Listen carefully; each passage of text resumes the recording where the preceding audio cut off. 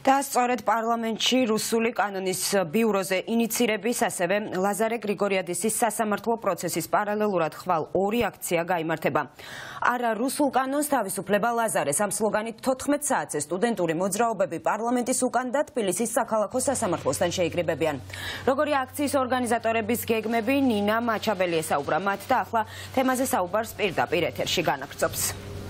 დავიწყოთ იმ სტუდენტური მოძრაობებით, რომლებიც აპირებენ, რომ ხვალ საკანონმდებლო ორგანოსთან შეიკრიბონ და გააპროტესტონ იმ წამიდან რუსული კანონის ინიცირება, როდესაც ქართული ოცნების წევრები წარადგენენ პარლამენტში დასაინიცირებლად ამ კანონ პროექტს სამოქალაქო აქტივისტებიც და სტუდენტებიც ერთმანეთს ამბობენ, რომ ამ კანონის მიღებით ევროკავშირთან ხიდს საბოლოოდ ჩაამტვრევს ქართული ოცნება და საქართველოს საკმაოდ უკან დაიხევს ევროპულ ოჯახთან მისწრებების ფონზე და აქედან გამომდინარე ისინი ამტკიცებენ, რომ ისევე როგორც ქართულ ოცნებას შარშან გაუწიეს წინააღმდეგობა, ახლაც ისინი ყველაფერს გააკეთებენ, რომ რუსული კანონი ქართულ ოცნებას მართლ პარტიას არ მიაღებინონ და როგორც ისინი ამტკიცებენ, ამ ყველაფრისთვის ისინი გააკეთებენ. ამავდროულად სტუდენტები ამტკიცებენ, რომ რუსული კანონი არის რეპრესიები, რომელიც დასჯის ყველა იმ ადამიანს, ვისაც უნდა დასავლეთი.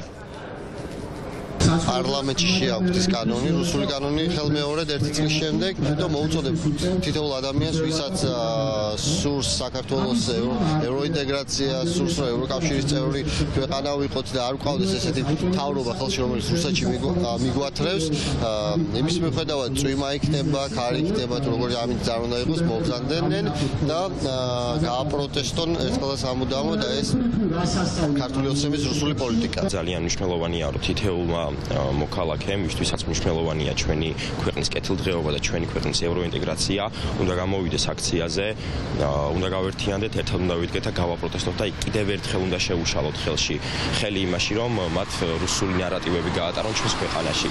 მაშინ, როდესაც მთელი ევროკავშირი, ევროპა და ევროპარლამენტარები მოგვიწოდებენ იმისკენ, რომ თუ კი ეს ხელისუფლება გაატარეს ამ რუსულ კანონს, ჩვენ დავკარგავთ კანდიდატის სტატუსს, იმის მტკიცება, რომ ეს ხელისუფლება არის ევროინტეგრაციის მომხრე, არის ფაქტობრივი სისულელე. ის მოტივი, რასაც კანონი აშკარებს, დიდი ალბათობით რედაქციის შემდგომ გადავა ფიზიკურ პირზეც, რაც უკვე პირდაპირ მნიშვნელობით რუსულ კანონად გადაკეთებას ნიშნავს და შესაბამისად საფუძველი იქნება გარკვეული სახის რეპრესიების. და ეს ქვეყანას ფაქტობრივად დაამსგავსეს ბელორუსს. შესაბამისად, აქვე უნდა დავიცვათ ჩვენი თავი, თორე წინააღმდეგ შემთხვევაში ეს კანონი, რაც ახლაც მავნებლურია, უბრალოდ გადაიქცევა მონსტრ კანონად. ჯერ კიდევ ისეთი საშიში არ არის, როგორადაც ამას აქცევენ. საკანონმდებლო ორგანოს პარალელურად აქცია გაიმართება საქალაქო სასამართლოს ეზოში, ხვალ პარალელურად ჩანიშნულია ლაზარე გრიგორიადისის სასამართლო პროცესი, უკვე განაჩენი უნდა გამოცხადდეს ხვალ მხარეების საბოლოო სიტყვის შემდეგ და ყველას აქვს მოლოდინი, რომ მოსამართლე ხელისუფლების დაკვეთას შეასრულებს და ლაზარეს პატიმრობას მიურჩის. იქიდან გამომდინარე, რომ როგორც სამოქალაქო აქტივისტები და სტუდენტები ამტკიცებენ, ლაზარი არის ქართული ოცნების მსხვერპლი 7 მარტის აქციების ფონზე, როდესაც ის იბრძოდა რუსული კანონის წინააღმდეგ. პრინციპში იგივეს ამბობენ მშობლებიც და უფლებადამცველებიც. ადვოკატი განმარტავს და ამტკიცებს, რომ საქმეში არანაირი მტკიცებულება არ დევს ბრალდების მხარის მიერ წარმოდგენილი, რომელიც ლაზარეს დანაშაულს დაადასტურებდა. აღსანიშნავია ის ფაქტი, რომ ლაზარეს ორ მუხლცედავებიან ეგრეთ წოდებული მოლოტოვის კოქტეილების სროლას და შინაგან საქმეთა სამინისტროს კუთვნილი ავტომანქანის დაზიანებას, თუმცა ადვოკატი ამბობს, რომ არც ერთი ეს ბრალდება ლაზარეს საქმეში არ დასტურდება. ისეთი განწყობით იყო ხალხი, რომ ეს კანონი უკან გაიწვიეს.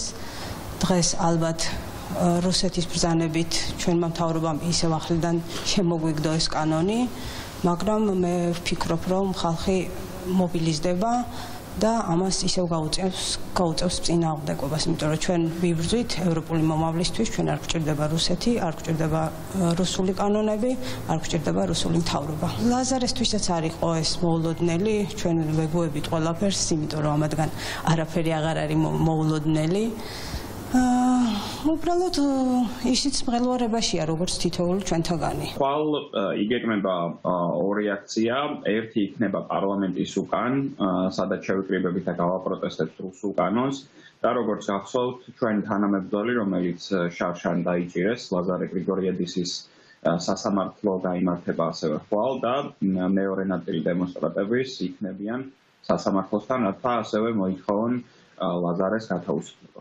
ის მაღალი სტანდარტი, რაც აუცილებელია გამამტყუნებელი განაჩენის დასადგომად, ის საჭირო მტკიცებულებათა ერთობლიობა, რომელიც სასამართლოს, კერძოდ მოსამართლეს დაარწმუნებს ლაზარე გრიგორიადისის ბრალეულობაში, საქმეში არ იკვეთება არ არსებობს და შესაბამისად მის სასარგებლოდ უნდა გადაწყდეს აღნიშნული სისხლის სამართლის საქმე. შესაბამისად მე არ ვიცი თუ რა გადაწყვეტილებას მიიღებს აღნიშნულ საქმეში მოსამართლე, თუმცა რა გადაწყვეტილებაც არ უნდა მიიღოს მან, ჩვენ დაცვის მხარე გავაგრძელებთ პროაქტიულად ბრძოლას ლაზარე გრიგორიადისის თავისუფლებისთვის.